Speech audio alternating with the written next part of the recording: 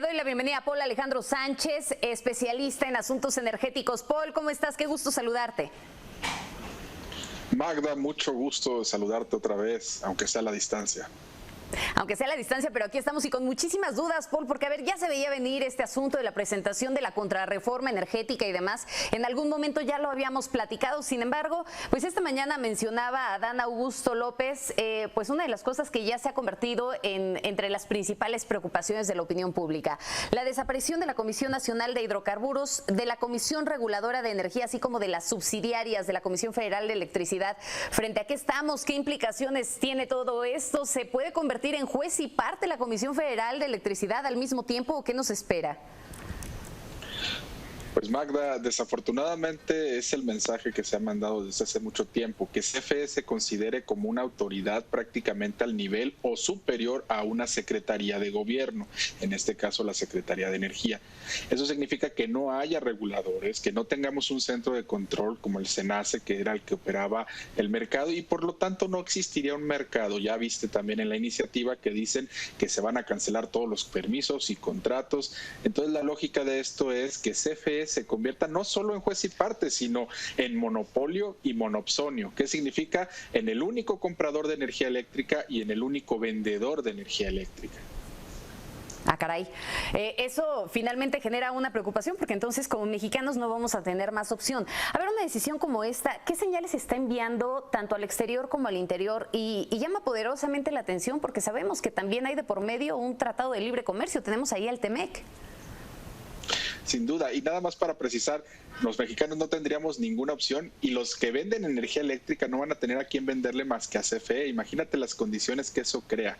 Ahora, ¿qué es lo que puede pasar en esta situación? Pues es lo preocupante, porque ya llegar a una reforma constitucional te deja muy poco margen de maniobra a nivel de amparo o a nivel de judicialización del sector. Al no existir mercado, se está acabando la materia de participación, por así decirlo. Entonces tienes que jugar con las nuevas reglas. Esto claro que plantea varios problemas a nivel internacional, particularmente con los tratados internacionales. El que más sobresale siempre es el TEMEC, pero también el TPP, también el tratado con Europa. ¿Por qué? Porque le estás dando poder por encima del trato nacional que deberías darle a las empresas de estas naciones con las que tenemos tratados, y le estás estableciendo recursos adicionales y estás inclinando la balanza hacia allá. ¿Qué puede pasar? Pues que pongas en riesgo estos tratados. ¿Cuál sería la preocupación más grande? Pues que con esto, en el marco de la CELAC, que el gobierno mexicano esté tratando de decir, ya no me interesan mis viejos socios comerciales, ahora quiero nuevos socios comerciales, y eso puede tener implicaciones muy profundas en la economía nacional. Ay, caray, y fíjate que de pronto no alcanzamos a ver esta parte, ¿no? Desde el marco de la CELAC me parece que le das al clavo. ¿A qué se refiere el presidente? Escuchamos esta mañana que decía que con esta contrarreforma no significa nacionalizar y estatizar como se ha señalado, que significa darle un lugar a la Comisión Federal de Electricidad. Peor aún, Magda, dijeron, queremos darle el 54% de energía eléctrica a la CFE, garantizarle ese mercado para que pueda competir, lo cual es como una especie de contradicción. Es decir, no puedes competir si tienes un actor preponderante. El mismo actor que además tiene contratos por otro 20% adicional de energía eléctrica y tiene las líneas de transmisión y las de distribución. Este mensaje que nos han mandado de que la electricidad debe ser un servicio público sin fines de lucro suena muy bien en el discurso de frente, pero cuando miras los números detrás te das cuenta de una realidad. De 2006 a 2021 hemos gastado más de 776 mil millones de pesos en subsidio eléctrico. Entonces, si no lo pagas en tu recibo eléctrico está bien, pero lo estás pagando en el IEPS de la gasolina, en el IVA del gansito y en tus impuestos cada mes que te pagan. ¿Te parece si lo aterrizamos un poco más? Me parece que aquí hay una pregunta de fondo y que es la que verdaderamente le interesa a los ciudadanos, ¿no? Porque como ciudadano puedes decir, me vale lo que pasa en el exterior realmente mientras a mí me vendan energía a buen costo y mientras yo no me tope con obstáculos dentro de todo esto y no me esté encontrando con apagones de manera frecuente. ¿Cuáles son las implicaciones que tiene para el ciudadano de a pie? ¿Y qué va a pasar, por ejemplo, con aquellas personas que hoy tienen instaladas en sus casas paneles solares o que en un futuro quisieran hacerlo? ¿Va a ser considerado esto también como una actividad legal o ilegal? Es preocupante porque la ley cancela toda generación privada, todo permiso y contrato relacionado con eso. Eso es decir, que si tú ya tienes paneles solares con un contrato de CFE que lo obligaba a la ley a hacer esto, ahora ya no vas a poder hacerlo. Te pueden cambiar los términos, incluso te pueden decir no te pago excedentes o te reconozco tu generación a un precio muy por debajo del precio real. Entonces todas estas inversiones están quedando pues en un limbo muy grave. Incluso las nuestras, no solo son las grandes empresas, son todos los ciudadanos que querían poner paneles solares o todos los que estaban, digamos, pensando en una en tecnología más amigable con el medio ambiente. Ese es uno de los problemas reales que tiene esta reforma, que ya no vamos a poder hacer nada sin la autorización. ¿Y quién crees que autoriza? CFE, no, ni siquiera CENER.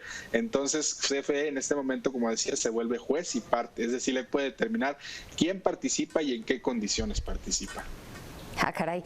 A ver, una de las cosas que también pues abarca todo esto y que ha sido una de las grandes dudas es el manejo de litio. Esta reforma constitucional sobre la industria eléctrica puede ser también la antesala para la creación de una nueva empresa que esté dedicada única y exclusivamente a la extracción, a la producción de litio. Te lo pregunto porque sin duda algo de lo que mencionas es que va a restringir a las empresas o las concesiones que ya estén. Entonces, ¿vamos a tener la capacidad para poderlo extraer, para poderlo procesar, para poderlo vender, para hacerle todo lo necesario? Mira, Magda, el litio es muy importante, sí, pero no es la tecnología del futuro para almacenamiento eléctrico. Es decir, si mañana cambian las condiciones, puede ser que ni siquiera el litio sea la mejor tecnología para almacenar. Entonces, sería muy bueno generar el marco institucional, como se hizo en las rondas petroleras, para que se pudiera, no concesionar si quieres, pero tener derechos de producción y extracción de litio y generar cadenas productivas. Esa sería una lógica muy clara de cómo progresar. Sin embargo, lo que está generando ahorita es eso. Vamos a explotar a través del Estado, no sabemos si con una paraestatal, no sabemos si a través de CFE misma, con alguna nueva subsidiaria, alguna nueva filial, y que a través del Estado se produzca el litio, pero acuérdate que el Estado tiene recursos limitados, Magda, y eso significa que te va a tener que elegir entre instalar nuevas plantas de electricidad, ahora que ya no quiere energía de privados, o sacar el litio. Claro. Y en eso lo que te va a generar en algún momento es una debilidad institucional, porque en el largo plazo no vas a poder sacar todo el litio que podrías si te ayudaras de las empresas privadas. Hay una de las dudas que también se hace presente justo cuando hablamos de la desaparición de la Comisión Nacional de Hidrocarburos, de regulación y demás, y hace rato lo analizábamos también con Juan María Naveja Pol. A ver, cuando se desaparezcan o se esté buscando incorporarlos a esta misma empresa, tanto a la Comisión Nacional de Hidrocarburos como la Comisión Reguladora de Energías y demás, ¿estamos hablando únicamente de la Comisión Federal de Electricidad o ya estamos trastocando también pues algunos otros hidrocarburos? Digo, ahí tenemos Pemex y finalmente estas dos organizaciones juegan un papel central para que podamos tener también competencia en materia de hidrocarburos. ¿Va a haber una afectación hasta allá? Sin duda, esta es una reforma muy rara porque se vende con una reforma eléctrica, pero a la vez tiene tintes de hidrocarburos y tintes de minas. Entonces, ¿cuál es la afectación principal de desaparecer la CRE y la CNH? Uno, en la extracción y administración de contratos petroleros. Ya de por sí ya no había rondas de facto, pero con esto ahora sí ya se eliminó de forma permanente la posibilidad de hacer una ronda en el futuro. Número dos, ahora ya Pemex no va a tener regulación directa, digamos técnica desde la CNH, y los contratos los va a tener que administrar la CENER. Y número tres, y bien importante, todos los petrolíferos que regula la CRE, todos los petrolíferos, gas LP, gasolinas, diésel, todo eso ahora va a estar también en la CENER, y entonces CENER va a tener que crecer, incrementar su presupuesto y mantener, digamos, costos más, va a elevar sus costos operativos para agarrar todas estas nuevas atribuciones, que si te das cuenta, Magda, es también lo que estaban tratando de hacer con tiempo, es decir, regular los permisos de importación, regular los esquemas de almacenamiento y logística para darle preferencia a Pemex. Sí, claro, o sea, finalmente están tratando de meter todo dentro de un mismo saco y ya veremos cómo nos va a la larga.